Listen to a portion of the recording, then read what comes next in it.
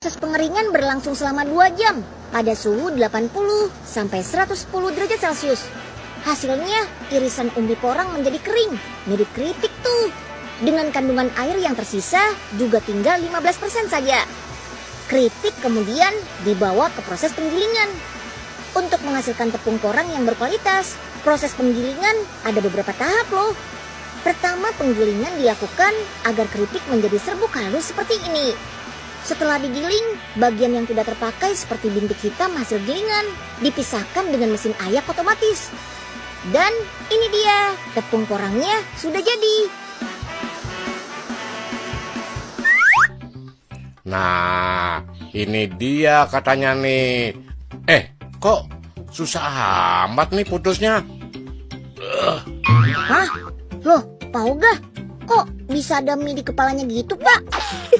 Aduh, ini mie apaan sih, Den? Kok licin dan kenyal banget? Oh alah, Pak Oga, ini kan mie shirataki, Pak. Memang licin dan teksturnya kenyal gini karena pakai tepung dari umbi porang. Hah? Ngeri amat pakai tepung orang, Den. Ih, Pak Oga, bukan orang, Pak, tapi porang. Tepung porang yang sudah dibuat tadi dicampur dengan air dan diaduk dalam tangki pengadukan yang sanggup menampung hingga 1.500 kg sekali aduk. Setelah 20 menit, hasil pencampuran menghasilkan adonan mie berwarna putih yang padat dan kenyal tuh. Adonan lalu tinggal dicetak memanjang seperti mie. Loh, alat cetaknya kok mirip kayak pancuran di kamar mandi ya? Adonan mie yang sudah terbentuk dicelup ke dalam air dingin biar langsung mengeras.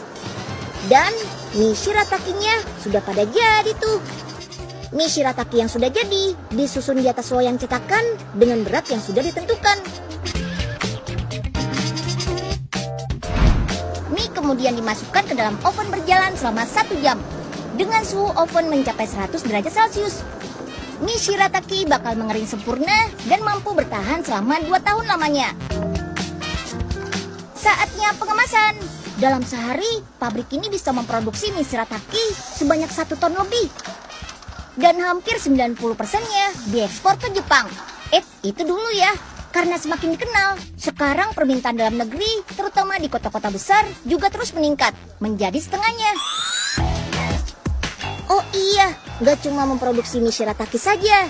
Di pabrik yang sudah beroperasi sejak tahun 1971 ini, terus melakukan inovasi dari bahan dasar umbi porang. Salah satunya ada beras shirataki.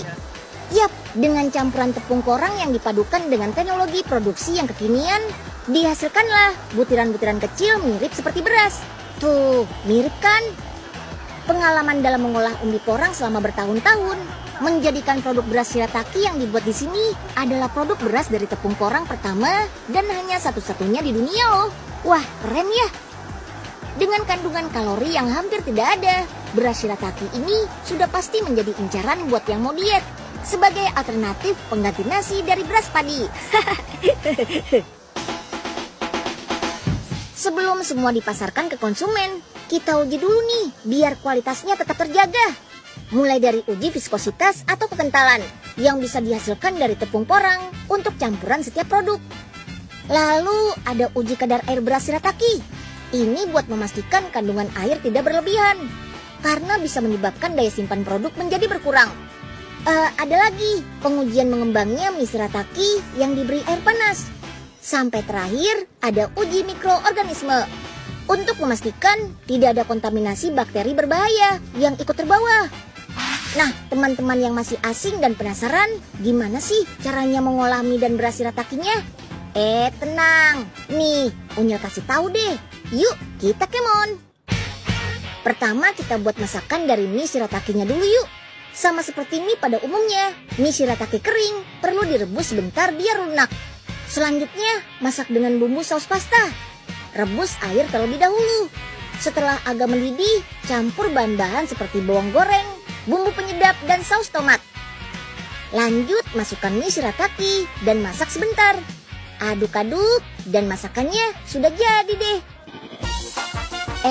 Masih ada satu lagi nih. Yap, beras shiratakinya jangan sampai ketinggalan ya. Cairkan mentega terlebih dahulu, lalu tuang deh nasi shiratakinya. masak sebentar, lalu angkat. Sip, tinggal campurkan nasi goreng shirataki mentega sama lauk pauk kesukaan kalian. Kelihatannya enak banget tuh. Mie dan beras shirataki ini bisa teman-teman pilih sebagai alternatif menu diet. Teksturnya yang kenyal karena punya kandungan glukomanan sebagai serat alami yang bagus untuk pencernaan.